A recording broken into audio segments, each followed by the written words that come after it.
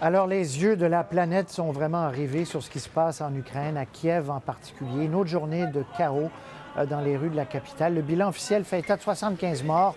D'autres sources parlent de davantage de morts. Plusieurs dizaines de blessés depuis mardi. Une délégation de ministres européens est sur place pour tenter de mettre un terme à la crise, tenter de négocier. Notre envoyé spécial est arrivé, Alexandra Chaska. La trêve annoncée par le président a été de courte durée. Depuis la fin de la Seconde Guerre mondiale, l'Ukraine n'a connu de journée aussi sanglante. Sans qu'on sache vraiment qui a commencé, les manifestants ou les forces de l'ordre, des tireurs embusqués se sont mis à l'œuvre, tuant des dizaines de personnes. La police anti-émeute s'est même servie d'armes automatiques. Bientôt, des cadavres et des blessés jonchaient le sol tout autour de la place de l'Indépendance, le fameux Maïdan, que des centaines de milliers d'opposants au président Yanukovych occupent depuis 3 mois. Перемир'я порушено. Екстремісти продовжують нападати.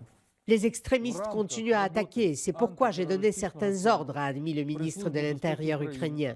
J'ai équipé les policiers d'armes de combat.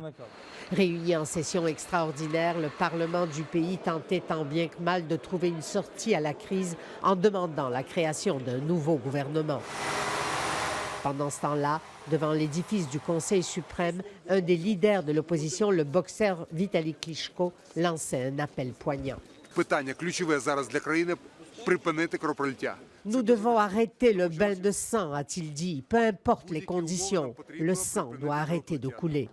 Et pendant que le président recevait les émissaires de l'Union européenne, les ministres des Affaires étrangères de la France, de l'Allemagne et de la Pologne, les balles continuaient à siffler et les opposants reconstruisaient les barricades.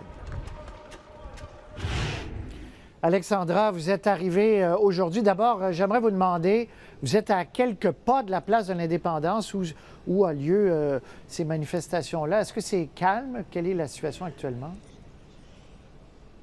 C'était calme, Patrice. Il y a 1 heure ou 2, j'étais sur Maïdan. J'ai fait un tour pendant 1h30. Il y avait beaucoup de monde. Des gens apportaient de l'eau, des gens apportaient de la nourriture, de l'essence aussi pour des cocktails Molotov, des pneus pour les brûler éventuellement pour se séparer de la police. Si vous voulez, on voyait pas de policiers.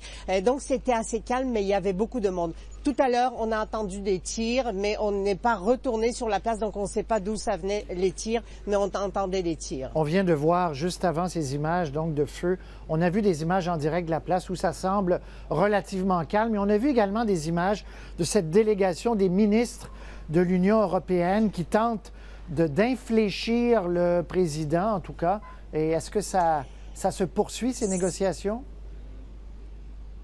Les négociations se poursuivent, Patrice, c'est très important. Les ministres sont arrivés ici, les ministres des Affaires étrangères français, allemands et polonais. Ils devaient rester quelques heures. Ils restent jusqu'à demain. Je viens de lire sur le compte Twitter du ministre polonais des Affaires étrangères que les négociations sont dures, mais qu'ils vont continuer. Ils négocient éventuellement un nouveau gouvernement, des élections anticipées. Tout est sur la table apparemment. Alors ils se promènent entre l'opposition et le palais du président pour négocier, pour arrêter justement ce bain de sang. Et en même temps, on a décidé à Bruxelles, on a décidé un gel des avoirs et des visas qui seront imposés à ceux qui ont du sang sur les mains par rapport à ces massacres qui ont eu lieu lundi et aujourd'hui. On voit, pendant qu'on voit Laurent Fabius, donc, qui fait partie de la délégation, bien sûr, française. Donc, la pression qui s'accentue sur le président, qui, lui, est pleinement soutenu par Vladimir Poutine, par la Russie.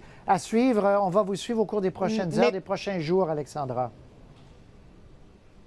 Patrice, les pressions aussi de la part de Moscou, où on a déclaré qu'il faudrait un pouvoir fort ici et clair à Kiev pour que la deuxième tranche d'aide soit versée à l'Ukraine. La deuxième tranche d'aide que Vladimir Poutine a promis, 15 milliards de dollars, dont seulement 2 ont été versés jusqu'à date.